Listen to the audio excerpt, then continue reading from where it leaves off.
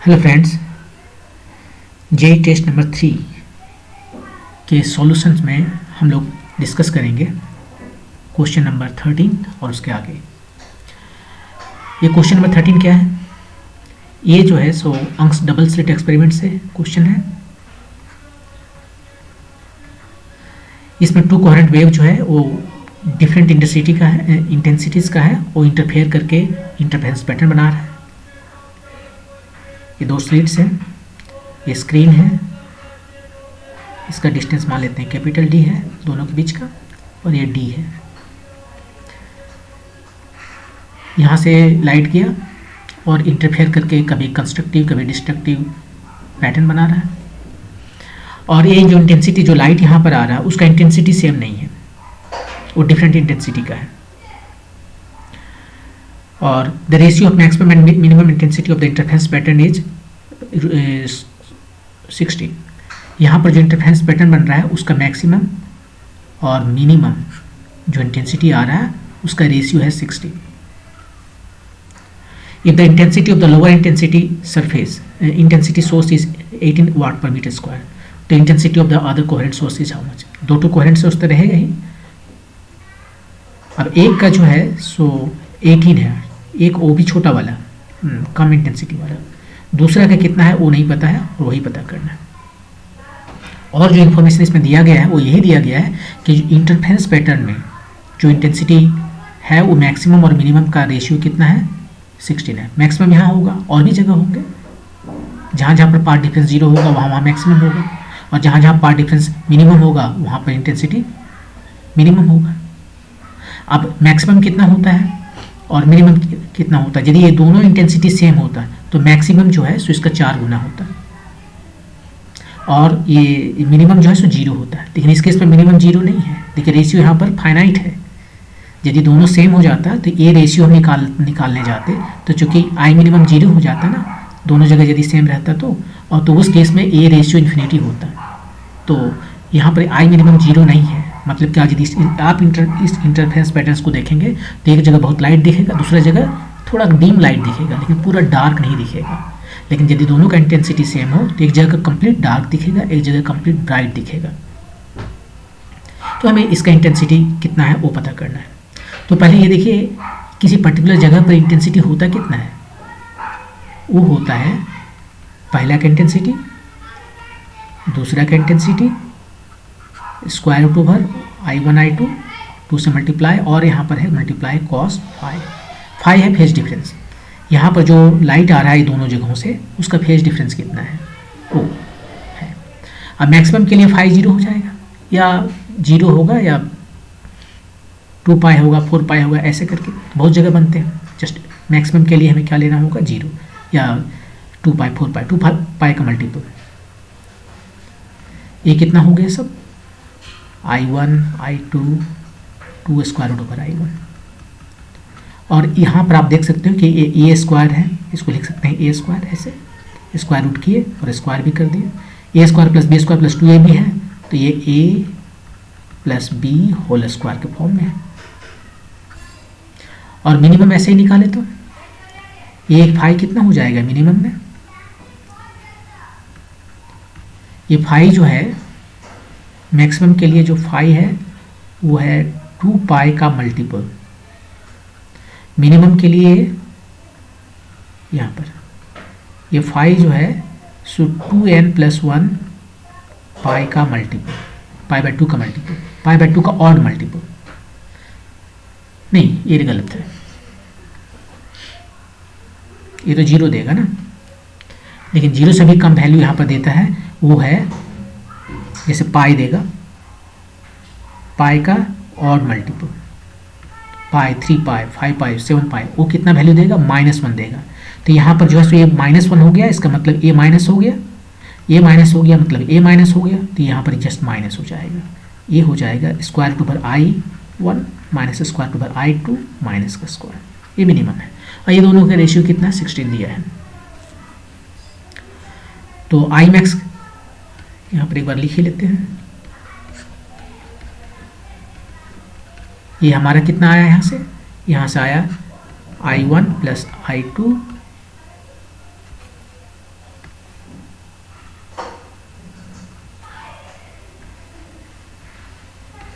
उसका स्क्वायर और डिवाइड करते हैं I1 माइनस I2 का स्क्वायर। और ये कितना है, क्वेश्चन में बोला है कि 16 है, क्वेश्चन में बोल दिया 16 है, यहाँ पर लिखा भी था हमने। ठीक है, अब इसको हम लिख सकते हैं ऐसे, square root over I1 plus square root over I2 divided by square root over I1 minus square root over I2 equal to 4। हम यहाँ पर क्या करते हैं, इसको डिवाइड कर देते हैं सबको स्क्वायर रूट ओवर I2 से, न्यूमरेटर और डिनोमिनेटर दोनों को, वो तो कर सकते हैं। तो ये हो गया square root over I1 bye I2, ये हो गया +1, ये हो गया square root over I1 bye I2 और ये हो गया -1, ये 4। तो यहाँ से हमें I1 I2 का वैल्यू पता चल जाएगा। यहाँ पर हम एज्यूम कर रहे हैं कि I1 ज़्यादा है I2 से, यहाँ पर हमने एज्यूम किया है कि I1 जो है सो ज़्यादा है I2 से, ये नहीं, ज़्यादा है I2 से। तो I2 कम वाला होगा, क्वेश्चन में जो दिया है वो कम वाला ही दिया है, मतलब क्वेश्चन में जो दिया है ये 18 वो कम वाला है, लोअर इंटेंसिटी वाला है, तो ये हमारा I2 है, I1 नहीं है। ठीक है, तो यहाँ पर कैसे इसको निकालें, आप इसको क्रॉस मल्टीप्लिकेशन करो, ये कंपोनेंट और डिवाइडेंड लगाओ, जो भी करना है आप करो, आप इसको निकालो। हम जस्ट क्रॉस मल्टीप्लिकेशन करते हैं, ये हो गया इधर 1 और इधर हो गया 4, तो 4 में से 3 3 1 5, मैं गलती करूँगा, इसे एक स्टेप ले ही लेते हैं, -4, तो ये हो गया इधर से 3 और इधर 5, सो I1 बाय I2 जो है इसका स्क्वायर रूट हो गया इधर 5/3, तो I1 बाय I2 जो है सो हो गया 25/9 और I1 निकल गया हमें 25/9 टाइम्स I2, और I2 का वैल्यू है, I2 छोटा वाला है 18 है, तो ये 50 वाट पर मीटर स्क्वायर निकला है। ये आपका आंसर है, 50 वाट पर मीटर स्क्वायर। ओके, मूव करते हैं नेक्स्ट क्वेश्चन पे। A simple pendulum of length L and bob mass M is placed between two parallel plates of a capacitor. ये parallel plate capacitor है,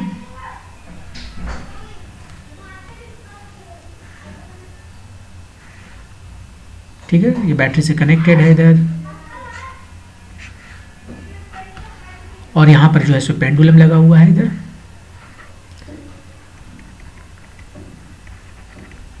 ठीक है, ये प्लस वाला टर्मिनल है, माइनस वाला टर्मिनल है, तो इसमें एक इलेक्ट्रिक फील्ड काम करेगा ना, कैपेसिटर में एक इलेक्ट्रिक फील्ड हो जाता है, प्रोड्यूस्ड हो जाता है, और वो इलेक्ट्रिक फील्ड कांस्टेंट रहता है। इलेक्ट्रिक फील्ड ए है जो कि कांस्टेंट है।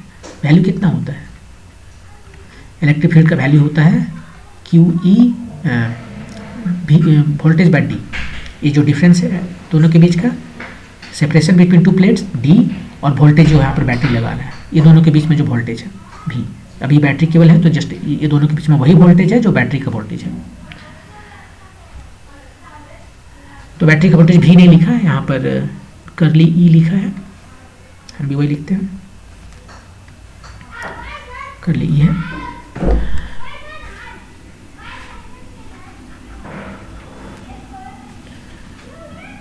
कर्ली, तो बताइए कि ये पेंडुलम क्या यहाँ पर रुकेगा, इस पर चार्ज है, पेंडुलम इस पर जो है सो प्लस चार्ज है, चार्ज Q यहाँ पर जस्ट माइनस क्यों नहीं लिखा, तो प्लस चार्ज है, तो प्लस चार्ज है तो इलेक्ट्रिक फील्ड जिधर है उस डायरेक्शन में मूव करेगा थोड़ा सा, और कहीं पर जाकर ये इक्विलिब्रियम में आएगा, मानते हैं थीटा नॉट पर आके इक्विलिब्रियम में आएगा। इस जगह पर कितने फोर्स लग रहे हैं, एक तो ये इलेक्ट्रिक फोर्स लग रहा है QE,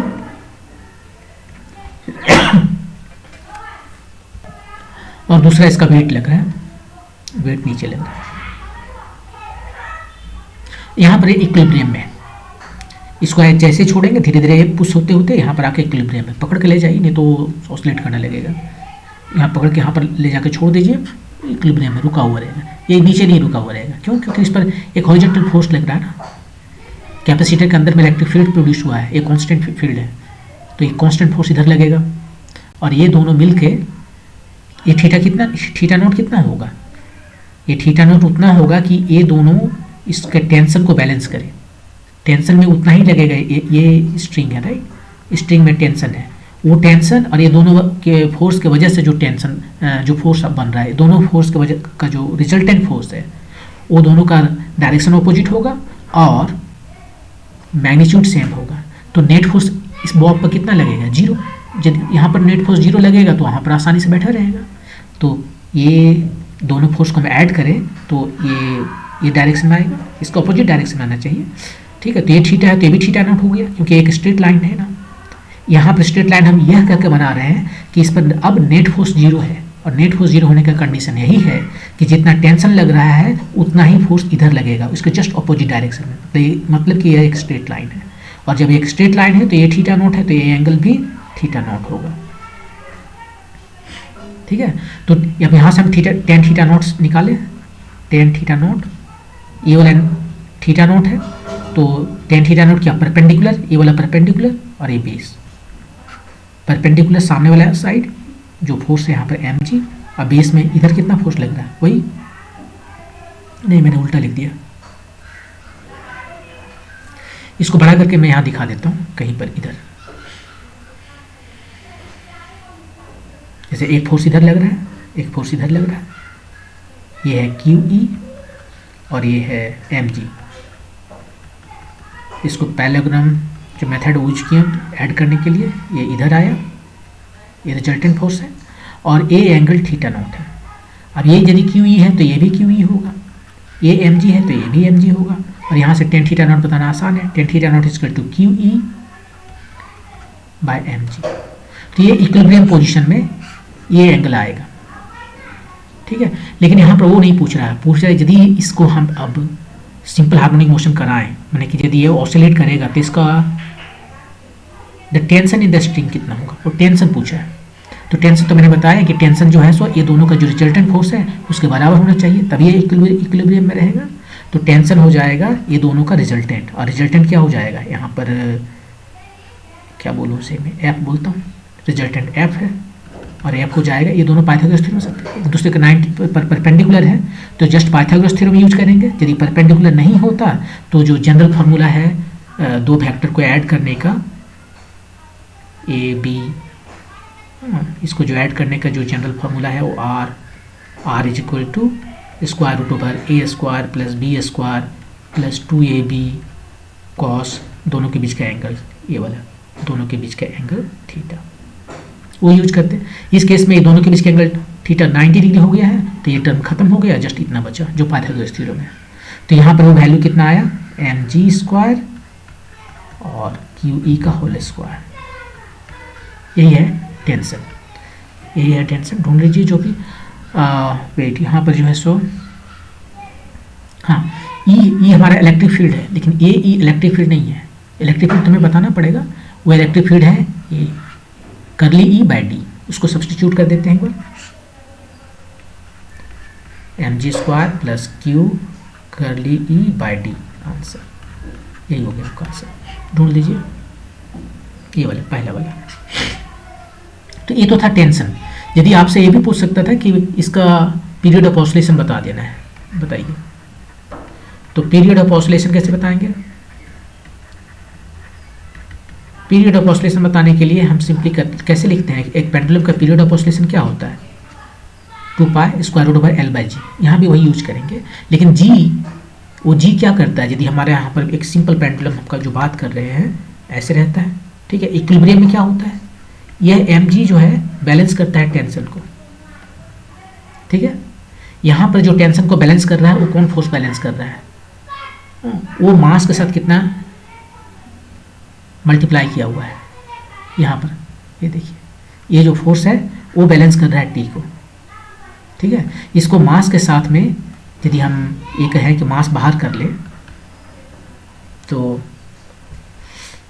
क्या आ जाएगा, ये G square plus q epsilon E by M D square. और तब हम इसको कह सकते हैं कि ये भी तो एक तरह से वेट है, लेकिन ये अब जी कुछ इफेक्टिव कहेंगे, इफेक्टिव जी है, ये एम जी इफेक्टिव है।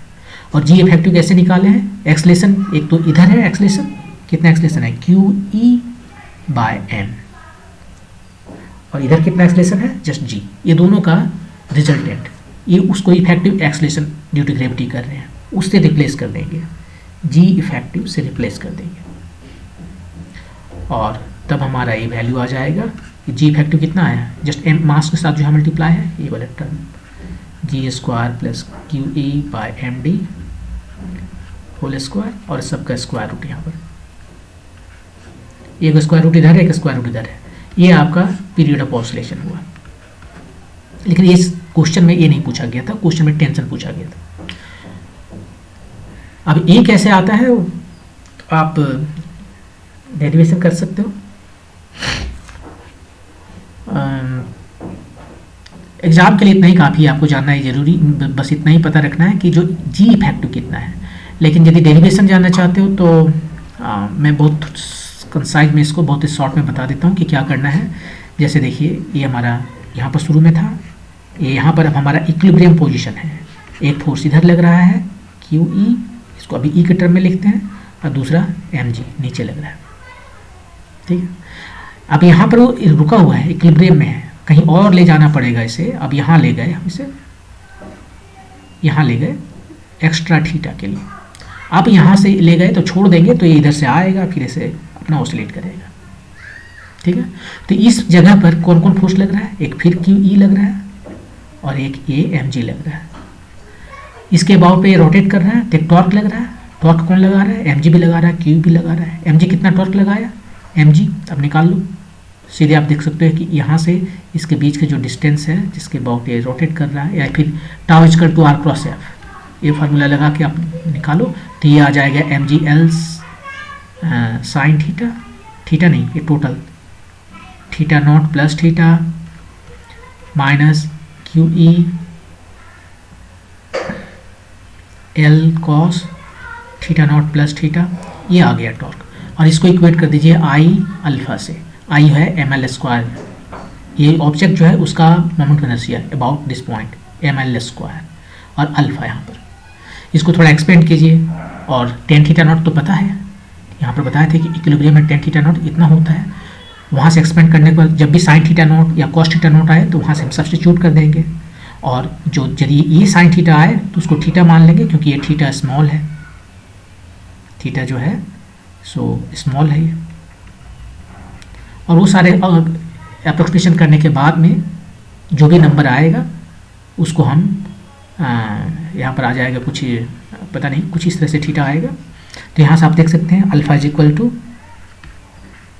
ओमेगा स्क्वायर थीटा होता है। तो जो क्वांटिटी थीटा के बगल में रहेगा वो ओमेगा स्क्वायर आ गया, ओमेगा पता हो गया तो टी पता हो जाएगा, टी पाई बाय ओमेगा। तो इस तरह से आप करके निकाल सकते हो, तो एग्जैक्टली सेम आएगा ये वाला। लेकिन एग्जाम के लिए तरीका अच्छा ये है कि आप बस इतना ही याद रखिए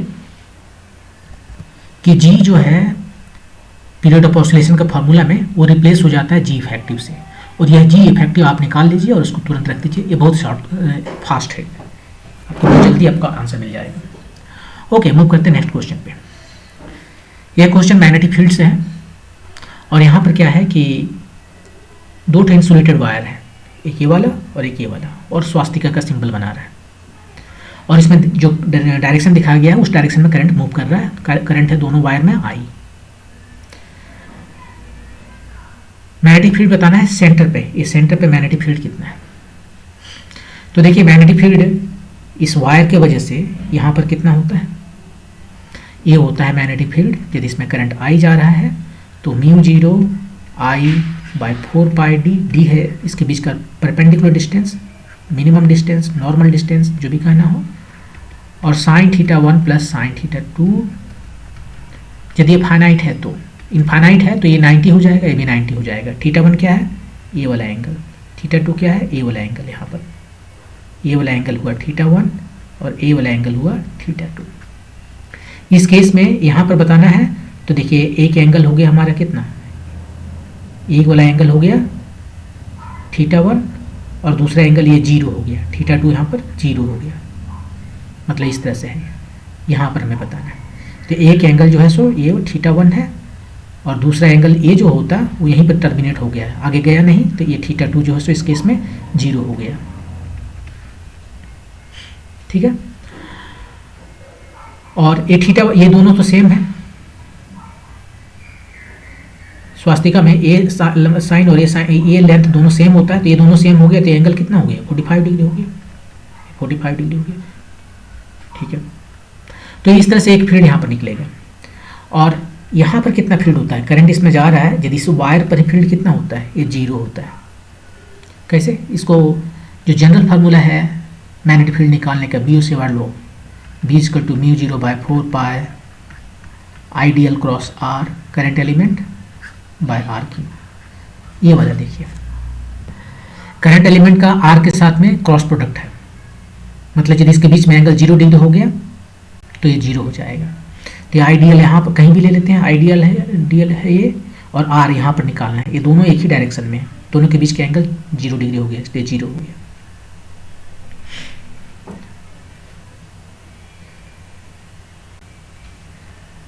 तो इसके वजह से कितना है, कुछ वैल्यू हुआ, इसके वजह से कितना है उतना ही वैल्यू होगा जितना इसके वजह से, ये दोनों की वजह से सेम वैल्यू है। डायरेक्शन देख लीजिए, कहीं ऑपोजिट तो नहीं है। तो डायरेक्शन देखने के लिए कैसे करेंगे, right hand curl rule use करेंगे।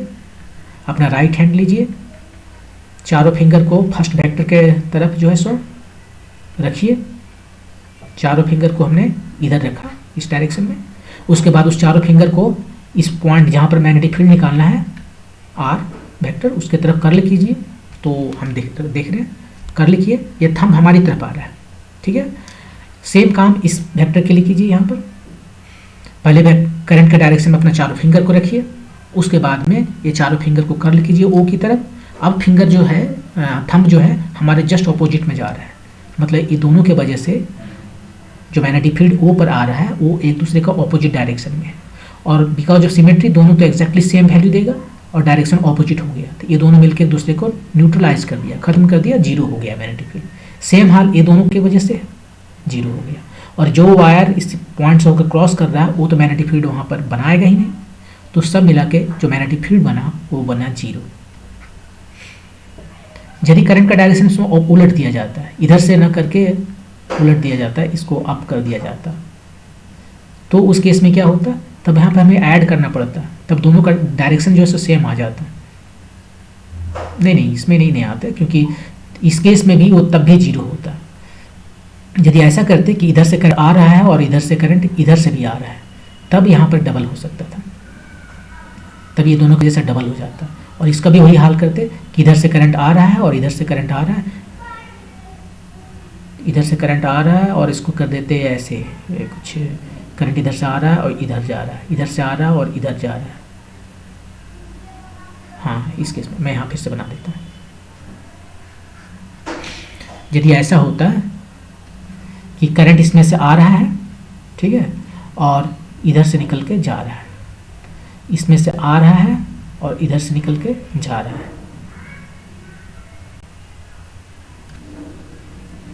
तो इस केस में देखिए यहाँ पर जो फील्ड का डायरेक्शन है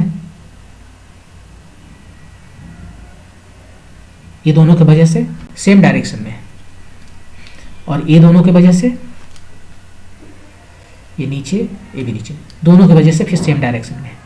ए और ए एक ही डायरेक्शन में दे रहा है और ए एक ही डायरेक्शन में दे रहा है, तब जो है सो एक वायर की वजह से जो मैग्नेटिक फील्ड होता, एक की वजह से म्यू 0/4 पाई डी साइन 45 डिग्री, ये वाला एंगल साइन 45 डिग्री, और दूसरा तो 0 है, तो ये हो गया mu 0/4 square root by 2 pi D, और डी कितना है, डी वाला डिस्टेंस है, ये जो भी डिस्टेंस है।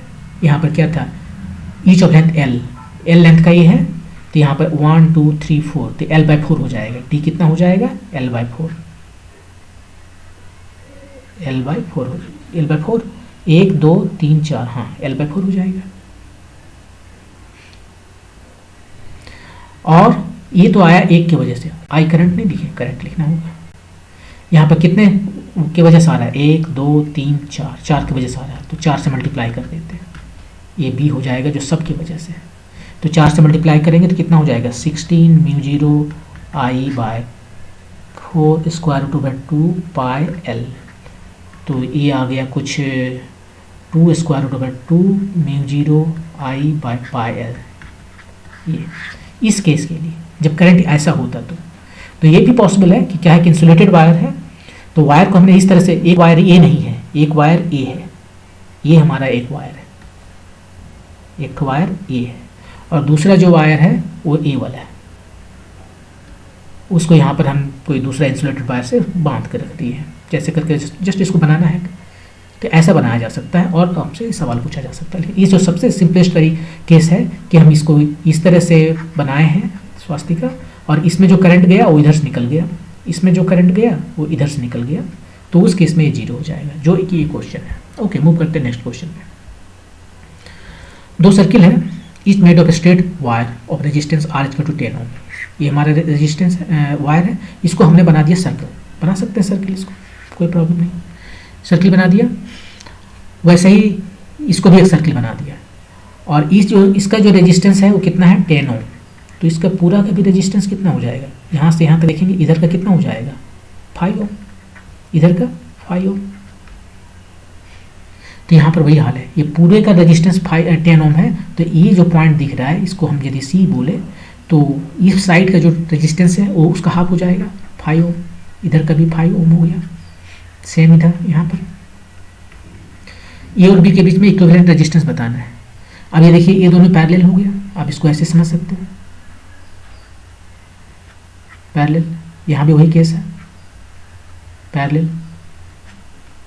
ये दोनों पॉइंट ए और बी के बीच में हमें बताना है, ये सारे 5-5 हैं, ये दोनों 5-5 है, तो इक्विवेलेंट रेजिस्टेंस यहाँ पर बना रहे हैं, उसके बदले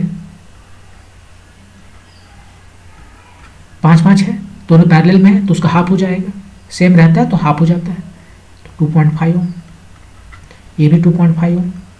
और अब सीरीज में है तो ऐड करना पड़ेगा, तो सीरीज में ऐड कर दिए, वो उसका डबल हो जाएगा, 2.5 प्लस 2.5 5 ओम, यही है इक्विवेलेंट रेजिस्टेंस। आंसर।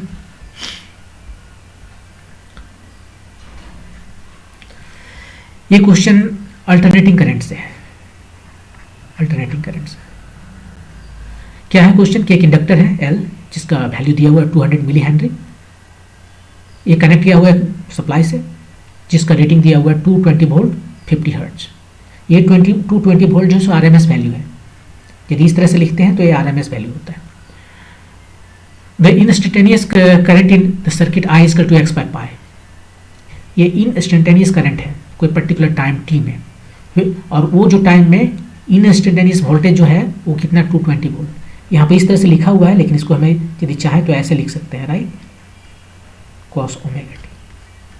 V0 कितना होगा, ये RMS वैल्यू है, तो पीक वैल्यू कितना हो जाएगा उसका 2 square root of 2 times cos omega कितना होता है, ओमेगा होता है 2 pi frequency, 2 pi times frequency यहाँ पर दिया है 50 हर्ट्ज, तो ये हो गया 100 पाई टाइम t, ये वोल्टेज। तो ये वोल्टेज है, ये इंस्टेंटेनियस वोल्टेज है at a particular time t। तो इंस्टेंटेनियस करंट कितना हो जाएगा, instantaneous voltage by Z. Z जो है सो इसका इम्पीडेंस है। अब ये जेड एक्चुअली होता क्या है, ये जेड होता है आर स्क्वायर, यदि आर है तो XC माइनस XL, ये रिएक्टिव कैपेसिटिव रिएक्टेंस है, ये इंडक्टिव रिएक्टेंस है, उसका स्क्वायर, यदि तीनों रहता तो। अब यहाँ पे ये है नहीं, ये भी है नहीं, तो केवल बच गया XL, तो इसको हम कह सकते हैं XL स्क्वायर मतलब XL। अब जो इम्पीडेंस है जस्ट XL है, और XL कितना होता है, ये होता है ओमेगा L, ठीक है। तो ओमेगा L है, इसका वैल्यू निकाल लेते हैं। ओमेगा तो 100 पाई है, और L का वैल्यू दिया हुआ है 200 मिली हेनरी, ठीक है। मिली है तो इसको हम 10⁻³ लिखते हैं, और ये 1 2 3 खत्म हो गया, तो कितना आ गया 20 पाई ओम। तो ये जेड का वैल्यू आया। करंट कितना आ जाएगा, भी लिखना है ये वाला 220 स्क्वायर टू 2 cos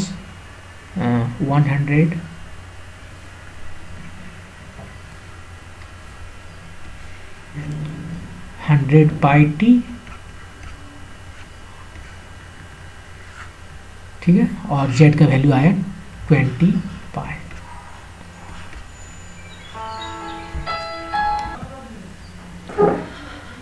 अब 20 पाई है तो इसको हम काट सकते हैं, ये 11 स्क्वायर टू 2 बाई पाई, और ये वैल्यू है कॉस। यहाँ पर मैंने पूरा लिखा नहीं है बेटे, देखिए क्या है कि ये जो करंट है और ये जो वोल्टेज है वो फेज में नहीं होता है। अभी यदि हम केवल इतना ही लिख दें 100 पाई टी यहाँ पर और यहाँ पर भी, तो ये दोनों का फेज सेम है ना, तो दोनों फेज में नहीं होता है। यदि उसमें एल या सी कुछ भी आ गया है, इंडक्टर या कैपेसिटर कुछ आ गया, जब तक अकेला रेजिस्टेंस है तब तक वो फेज में रहता है, लेकिन जब इंडक्टर या कैपेसिटर आ गया तो फेज में नहीं रहता है। तो उसके लिए ये है कि यदि इंडक्टर है, ये हमारा वोल्टेज है, ठीक है, और ये हमारा करंट है, ये दोनों फेज में है यदि आर है तो। और यदि ये कैपेसिटर उसमें आ गया तो उससे 90 डिग्री आगे होता है, करंट आगे होता है वोल्टेज से 90 डिग्री से। और यदि इंडक्टर आया, ये कैपेसिटर वाला है, इंडक्टर आया तो ये जो है करंट, ये करंट है, ये करंट जो है सो कितना होता है 90 डिग्री पीछे रहता है। कैपेसिटर में करंट 90 डिग्री आगे रहता है वोल्टेज से, और इंडक्टर में 90 डिग्री पीछे रहता है। और यदि तीनों मिला दें तो हमें ऐसे करना पड़ेगा कि एक हमारा आर हो गया, तो सबसे पहले हम निकाल लेते हैं ये इम्पीडेंस, जैसे ये एक्सएल भी है, यहाँ तक एक्सएल है और नीचे में एक्सएल है, ऊपर में एक्सी है, ये दोनों का डिफरेंस आया यहाँ तक। तो इसको अब यदि हम निकालें रिजल्टेंट, तो ये रिजल्टेंट आया पाइथागोरस थ्योरम से, तो ये जेड जो एंगल बना रहा फाई, वो फाई है फेज डिफरेंस ये दोनों के बीच में। तो अभी देखिए इसमें क्या है, केवल इंडक्टर है, तो इंडक्टर है तो हमारा 90 डिग्री पीछे रहेगा, करंट जो है वो इसमें जितना है उससे 90 डिग्री पीछे रहेगा। इसमें 100 पाई टी है तो यहाँ पर -90 डिग्री। और तब यहाँ पर जो है सो इसको हम यहीं क्यों नहीं लिख दें, ये हो गया कॉस, तो ये हो गया sign 100 pi T. Cos theta -90 degree वो साइन थीटा होता है, कॉस 90 डिग्री माइनस थीटा भी साइन थीटा होता है, और कॉस थीटा -90 डिग्री भी साइन थीटा होता है, क्योंकि कॉस जो है सो माइनस थीटा वो कॉस थीटा ही होता है। या फिर आप कह सकते हो फर्स्ट और फोर्थ क्वाड्रेंट में कॉस जो पॉजिटिव होता है। एनीवे, तो ये इतना आ गया वैल्यू हमारा। और उसने बोला कि ये वैल्यू जो है, जो इंस्टेंटेनियस करंट का वैल्यू है वो कितना है x बाय पाई। कब? जब हमारा वोल्टेज जो है इंस्टेंटेनियस वोल्टेज ये वाला 220 है, ये 220 कब होगा? जब ये 100 पाई टी कितना हो जाएगा, 0 हो जाए। या फिर ऐसे कहिए कॉस 100 पाई टी ये कितना हो जाए कि ये वाला वैल्यू हमारा 220 बन जाए, तो इसको 1/√2 होना पड़ेगा ना। कि मान लीजिए किसी पर्टिकुलर टाइम में ये वोल्टेज जो है सो 220 है, तो उस पर्टिकुलर टाइम में ये कोसाइन का वैल्यू कितना होगा, जस्ट 1/√2, ताकि इसका वैल्यू हम 1/√2 लिख दें, यहाँ √2 से मल्टीप्लाई करें वो 220 आ जाएगा। तो ये वैल्यू आ गया 1/√2। अब देखिए ये क्या है, कुछ भी है, ये 45 डिग्री है, लोवेस्ट वाला वैल्यू 45 डिग्री है, तो साइन 45 भी तो उतना ही होता है, साइन 45 भी तो वही 1/√2 होता है, वही वाले वैल्यू यहाँ पर रख देंगे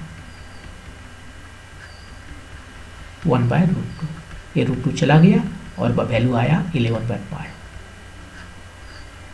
ये है हमारा वैल्यू 11/पाई। एक्स की जगह कितना आया 11, ये आंसर है। ओके, मूव करते हैं नेक्स्ट क्वेश्चन पे। When light of wavelength lambda is equal to 310 nanometer is incident on a metal, the stopping potential of the photocurrent is V0। ठीक है, ये हमारा मेटल है, इस पर जो है तो लाइट इंसिडेंट की है, इसका कुछ वेवलेंथ है लैम्डा। आपको पता है कि इसके बाद में ये लाइट का एनर्जी एक मिनिमम एनर्जी से ज़्यादा होना चाहिए। वो मिनिमम एनर्जी क्या है, तो वर्क फंक्शन है। और वो क्या है वर्क फंक्शन, वह है जो इसको बॉन्डिंग को तोड़ने के लिए, जो इलेक्ट्रॉन बॉन्डेड है मेटल में, उसको तोड़ के निकालने के लिए उतना से एनर्जी देने के बाद ही वो बॉन्ड से बाहर आएगा, बॉन्ड टूटेगा। और बॉन्ड टूटने के बाद में जो एक्स्ट्रा एनर्जी बच गया वो इसमें काइनेटिक एनर्जी के रूप में जाएगा, काइनेटिक एनर्जी के रूप में इलेक्ट्रॉन को मिल गया उतना काइनेटिक एनर्जी। तब इस हिसाब से हम फोटो इलेक्ट्रिक इफेक्ट का इक्वेशन लिख सकते हैं कि ये हमारा एनर्जी है hc/λ, जो लाइट हमने इंसिडेंट किया इसका, उससे कुछ एनर्जी खर्च हो गया बॉन्डिंग को तोड़ने में, और बाकी जो है सो उसको चला गया फोटो करंट जो है, जो इलेक्ट्रॉन है उस फोटो इलेक्ट्रॉन उसका काइनेटिक एनर्जी में। तो यही हमारा फोटो इलेक्ट्रिक इक्वेशन है, फोटो इलेक्ट्रिक इफेक्ट का इक्वेशन है। अब इसी को हम दो केसेस में यूज करेंगे। केस नंबर 1, केस नंबर 1 बोला है कि Hc बाय लैम्डा 1, जो ये वाला है लैम्डा 1 310 नैनोमीटर दिए। तो हमारा ये जो पोटेंशियल काइनेटिक एनर्जी है उसको हम स्टॉपिंग पोटेंशियल के टर्म में लिख सकते हैं। कहने का मतलब है एक इलेक्ट्रॉन है बहुत तेज़ी से जा रहा है, ठीक है, अपना कुछ एनर्जी है, अपना मूव कर रहा है, ठीक है। अब हमने क्या किया, एक पोटेंशियल लगा दिया, इस तरह से लगाया कि ये इधर जा रहा है तो यहाँ पर प्लस भी प्लस और यहाँ पर भी माइनस लगा दिया, तो इलेक्ट्रिक फील्ड जनरेट हो गया। इधर इलेक्ट्रिक फील्ड इधर जनरेट हो गया, इलेक्ट्रॉन है नेगेटिवली चार्ज है तो उस पर फोर्स किधर लगेगा, इधर, वो जा रहा था उधर, अब इस पर फोर्स हमने इधर लगा दिया, रुक जाएगा। और उतना फोर्स उतना ही लगाना है जिसके बाद ये रुक जाए। तो जितना हमें यहाँ पर वोल्टेज लगाना पड़ेगा उसको कहते हैं स्टॉपिंग पोटेंशियल। तो इस केस में तो उसका काइनेटिक एनर्जी जो है सो हो जाएगा ई भी नॉट, ये भी नॉट यहाँ पर रखते हैं, ये उसका काइनेटिक एनर्जी है। देखिए दोनों का डायमेंशन सेम है, ये एनर्जी है, यहाँ पर भी एनर्जी है। क्यू भी क्या होता है, एनर्जी ही तो है, work done in moving some charge, यहाँ पर क्यू, उसको भी पोटेंशियल डिफरेंस से यदि मूव करने में जो वर्क डन करना पड़ता है वो है क्यू भी। और यहाँ पर देखिए इसके अगेंस्ट जो वर्क डन करना पड़ा वो उतना ही है जितना इसका पोटेंशियल एनर्जी है, क्योंकि वर्क एनर्जी थ्योरी में यहाँ पर लगाएंगे कितना वर्क डन करना पड़ा, क्यू भी। चेंज कितना हुआ काइनेटिक एनर्जी में, के, शुरू में के था बाद में 0 हो गया, तो चेंज इतना हुआ और ये जो है सो वर्क डन है। तो यहाँ पर के को हम लिख सकते हैं ई भी नॉट। केस 2, अब जो है सो इसको क्या किया है, चेंज कर दिया। लैम्डा जो है लैम्डा न रह के अब क्या किया है, लैम्डा को हाफ कर दिया साइड, हाफ लैम्डा बाय 2 पर ले जाए, फाई तो चेंज नहीं होगा। अब ये जो है सो चेंज होकर कितना हो गया, फिर लिख रहा है ट्रिपल्स, 3 गुना हो गया, 3 भी नॉट हो गया। ये दो इक्वेशन हमारे पास है और हमसे पूछा जा रहा है वर्क फंक्शन कितना है, फाई कितना है बताना है। फाई पूछा जा रहा है, वी नॉट तो नहीं पूछा जा रहा है, ठीक है। ये लैम्डा हमें पता है 310 नैनोमीटर, तो वी नॉट को ही एलिमिनेट कर देते हैं, यहाँ को 3 से मल्टीप्लाई करते हैं, इसको 1 से मल्टीप्लाई करते हैं और सब्ट्रैक्ट कर देते हैं, ये खत्म, उससे हमें रीड हो गए। अब यहाँ पर जो है सो मल्टीप्लाई करते हैं, ये हुआ 3Hc बाय लैम्डा, ये है 2Hc बाय लैम्डा, सब्ट्रैक्ट किए तो Hc by lambda equal to ये 3 फाई माइनस 1 फाई मतलब 2 फाई, तो फाई हमें पता चल गया Hc बाय 2 लैम्डा, यही आंसर है। अब Hc का वैल्यू कितना होता है ये आपको याद रखना चाहिए, 1240 एक्चुअली 1237 इलेक्ट्रॉन वोल्ट नैनोमीटर, ये इसका यूनिट है। एनर्जी और लेंथ ये इसका यूनिट है, बाय 2। लैम्डा कितना है, लैम्डा दिया था 310 नैनोमीटर, ये नैनोमीटर खत्म हो गया, इलेक्ट्रॉन वोल्ट बच गया, जो भी वैल्यू आएगा इलेक्ट्रॉन वोल्ट में आएगा। 4 बार में ये गया और 2 बार में ये कट गया, 2 इलेक्ट्रॉन वोल्ट, यही है आपका वर्क फंक्शन का वैल्यू है। मूव करते हैं नेक्स्ट क्वेश्चन पे। If light of avalanche lambda is incident on lithium plus plus ion, ये देखिए हाइड्रोजन लाइक एटम है, हाइड्रोजन लाइक एटम मतलब न्यूक्लियस में तो 3 प्रोटॉन है, लिथियम है ना, इसका जेड का वैल्यू 3 है, लेकिन 3 इलेक्ट्रॉन भी है, न्यूट्रल यदि लिथियम एटम है तो 3 इलेक्ट्रॉन है, उसमें से 2 प्लस प्लस है, हमने 2 इलेक्ट्रॉन को भगा दिया तब 2 प्लस प्लस इस पर आ गया। तो ये जो है हाइड्रोजन लाइक एटम है, हाइड्रोजन लाइक एटम मतलब इसके पास भी एक ही इलेक्ट्रॉन ऑर्बिट कर रहा है न्यूक्लियस के चारों, और न्यूक्लियस में कितना प्रोटॉन है वो मैटर नहीं करता हाइड्रोजन लाइक एटम के लिए। Ground state electron gets excited, कोई लाइट है जो है इंसिडेंट किया, ये हमारा एक ऐसा इलेक्ट्रॉन है, लिथियम है ये, उस पर लाइट हमने दिया, ठीक है, इलेक्ट्रॉन उसको लिया, एक्साइटेड हो गया, कहाँ चला गया, कोई दूसरा ऑर्बिट में चला गया, ठीक है, किसी और ऑर्बिट में उछल के चला गया, एनर्जी उतना मिल गया ना, तो जहाँ पे जा सकता था वो चला गया। उसके बाद क्या हुआ कि वहाँ पर इलेक्ट्रॉन पहुँचने के बाद में वो डी एक्साइट कर रहा है। डी एक्साइट कर रहा है मतलब ग्राउंड स्टेट तरफ जाना चाह रहा है, लोअर एनर्जी स्टेट में जाना चाह रहा है। जैसे जैसे हम हायर ऑर्बिट में जाते हैं उसका एनर्जी ज़्यादा रहता है, तो डी एक्साइट कर रहा है अपना लोअर एनर्जी स्टेट में जा रहा है, ठीक है। और जब वो डी एक्साइट कर रहा है तो टोटल जो है 6 ठो कितना है, 3 ठो स्पेक्ट्रल लाइन उसे मिल रहा है। तो स्पेक्ट्रल लाइन मिलेगा कैसे? देखिए यहाँ पर एनर्जी ये है, ग्राउंड स्टेट में अपना खुश है, बढ़िया चल रहा है। यदि थोड़ा एनर्जी देके इसको यहाँ भेज देंगे तो कुछ देर के बाद में वो बोलेगा वापस चलते हैं अपना घर, यहाँ आएगा। तो जब यहाँ आएगा तो यहाँ से यहाँ जो जंप करेगा तो जो एक्स्ट्रा एनर्जी है वो एक रेडियस में निकलेगा, एक स्पेक्ट्रल लाइन। तो यदि वो फर्स्ट ऑर्बिट में जाएगा, फर्स्ट से सेकेंड ऑर्बिट में जाएगा, तब तो एक ही स्पेक्ट्रल लाइन मिलेगा। फर्स्ट से यदि थर्ड में गया तो यहाँ पहुँच गया, फिर बोलेगा वापस जाते हैं। तो वापस जाने के लिए 2 तरीका अपना सकता है। यहाँ से वो सीधे यहाँ जंप कर जाएगा, यहाँ से वो सीधे जंप करेगा यहाँ 3 2 1 एक स्पेक्ट्रल लाइन, या वो फिर चाहे तो यहाँ से यहाँ जंप करेगा। कितना स्पेक्ट्रल लाइन हुआ? एक ही हुआ, लेकिन यहाँ जंप करके यहाँ वो बैठा तो नहीं रहेगा। अब भी वो ग्राउंड स्टेट नहीं पहुँचा, अपना घर नहीं पहुँचा, किसी दोस्त के यहाँ आ गया है। अब वहाँ से ये जंप करेगा यहाँ। कितना स्पेक्ट्रल लाइन हुआ? एक हुआ कि डायरेक्ट वहाँ से अपना घर आ गया, एक हुआ अपना दोस्त के यहाँ ले ओवर किया, वो स्टॉप ओवर किया वहाँ, और उसके बाद दोस्त के यहाँ से अपने यहाँ आया। तो 3 ठो लाइन मिलेगा। एक तो एनर्जी, एक तो लाइट इसके रेस्पेक्ट में मिल सकता है, एक इसके रेस्पेक्ट में मिल सकता है, एक इसके रेस्पेक्ट में मिल सकता है।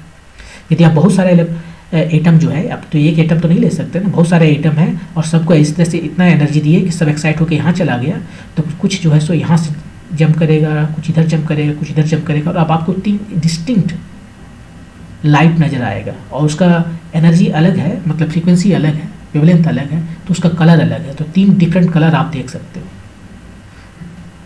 तो 3 यहाँ पर बोला था, तो 3 के लेके क्या देखे, वो 3 पर चला गया, राइट। n=1 to n=3 पर वो जंप हुआ था। वैसे इसके लिए फार्मूला है कि नंबर ऑफ जो स्पेक्ट्रल लाइंस है वो कितना होता है, फार्मूला बना सकते हैं बहुत इजीली। वो होता है number of spectral lines n × n-1 / 2। ये इसको आप बना सकते हो। यदि जंप उसने किया है n = 1 to n = n पर, ठीक है, तो जब वापस आने लगेगा n = n2 से वापस, तब टोटल इतना स्पेक्ट्रल लाइंस बनेगा। देख लीजिए, इसको बनाने की कोशिश करते हैं। पर n से जंप किया है, यहाँ पर हम ऐसे लिखते हैं, इजी रहेगा हमारे लिए। ये n = 1 है और ये यहाँ पर डॉट डॉट देके ये n = n। यहाँ से जंप करेगा तो कितना तरीका से वो जंप कर सकता है, पहले इसमें जंप करेगा, इसमें जंप करेगा, इसमें जंप करेगा, इसमें टोटल n-1 वेव में जंप करेगा, राइट, n-1। सेकेंड, जो इलेक्ट्रॉन यहाँ आ गया है फिर वो वापस घर आएगा, कितना तरीका से वो जंप कर सकता है, उससे एक कम n-2। उसके बाद ये थर्ड वाला, उससे भी एक कम, ऐसे करते करते लास्ट में आएगा 1। अब ये जो है AP में है, अर्थमेटिक सीरीज है, इसको ऐड कीजिए, फर्स्ट और लास्ट को ऐड कीजिए, 2 से डिवाइड कीजिए, ये हो गया एवरेज। और कितना टोटल है n-1, ये आ गया n-1/2 पेपर। इसमें भी आप रखेंगे तो आपके n का वैल्यू निकल जाएगा, यदि इतना सोचना नहीं चाहते तो देखिए इसमें क्या है कि टोटल स्पेक्ट्रल लाइन 3 है, n का वैल्यू हमें पता करना है, n² - n/2, तो ये आ गया n² - n - 6 = 0। आप इसको फैक्टराइज कर लीजिए, n-3 n- क्या +2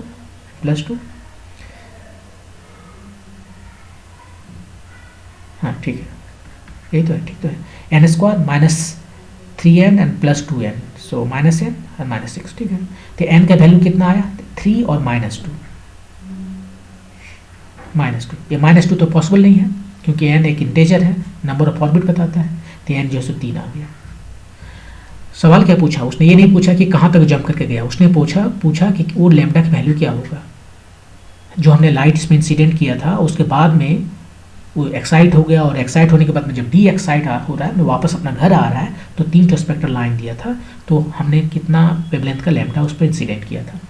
तो वो हमसे ये पूछ रहा है कि n equal to 1 to n equal to 3 तक इलेक्ट्रॉन को फर्स्ट ऑर्बिट से थर्ड ऑर्बिट में ले जाने में हमें कितना एनर्जी वेवलेंथ उसको देना पड़ेगा। तो उसके लिए जो फॉर्मूला है वो क्या है, कैसे निकालते हैं कि कितना वेवलेंथ हमें इसे देना होगा। ये उतना ही देना होगा जितना 3 से 1 में आने पर डायरेक्ट वापस मिलेगा वेवलेंथ, और वो है, उसके लिए फार्मूला देते हैं 1 by lambda equal to R 1 by N 1 square minus 1 by n2 square times A Z square. अब आर का वैल्यू जो है सो आप सब्स्टिट्यूट कीजिए। आर का वैल्यू होता है कुछ, मुझे नहीं याद कितना रहता है, 1.1 टाइम्स 10 पावर -7, कुछ ऐसे रहता है, शायद श्योर नहीं है, लेकिन कुछ ऐसे रहता है, आपको याद रखना चाहिए। मैं क्या करता हूँ, मुझे जब ये याद नहीं रहता तो मैं ऐसे करता हूँ, मैं यहाँ पर जो है सो HC से मल्टीप्लाई कर देता हूँ, इधर भी HC से मल्टीप्लाई कर देता हूँ। ये RHC जो है यही है ग्राउंड स्टेट हाइड्रोजन एटम का एनर्जी 13.6 इलेक्ट्रॉन वोल्ट, और यहाँ पर कहाँ से कहाँ जा रहा है 1 2 3, 3 से 1 में जंप किया है, 3 से 1 में जंप किया है, और जेड कितना है, ये लिथियम है तो जेड 3 है, 3 है। अब यहाँ से आप जो है सो लैम्डा का वैल्यू निकाल सकते हैं। ये कितना हो गया 13.6, ये कितना आया 3 में से 918 बाय 9, और ये 9 खत्म। तो ये हो गया 13.6 टाइम 8 इतना HC बाय लैम्डा। तो लैम्डा हम निकाल सकते हैं आसानी से HC बाय 13.6 टाइम्स 8, और HC के वैल्यू हम जो है सो 1240 लिख लेंगे, इतना इलेक्ट्रॉन वोल्ट नैनोमीटर, और ये है 13.6 टाइम्स 8, जो भी आ जाए सो आपका आंसर है। 8 से तो चला जा रहा है, 8 1 8, 4 बचा 40, 4 बचा 40, तो 155 बाय 13.6। अब देखिए आपके पास एग्जाम उतना टाइम नहीं होता कि सबको डिवीजन करें, कैलकुलेटर तो अलाउ करता नहीं है, तो आप अप्रोक्सीमेट कीजिए, पहले अप्रोक्सीमेट करके देखिए। यदि ये जो आंसर्स इसके हैं बहुत दूर दूर में हैं, इसमें तो नहीं कुछ कर सकते, इसमें तो इंटीजर वैल्यू देना पड़ेगा, तो मल्टी ये करना ही पड़ेगा, राइट। तो आप इसमें कुछ नहीं कर सकते, और मल्टीपल चॉइस क्वेश्चन होता तो उसमें कुछ कर सकते थे। ये कितना आ जाएगा, ये एक बार में आया 136,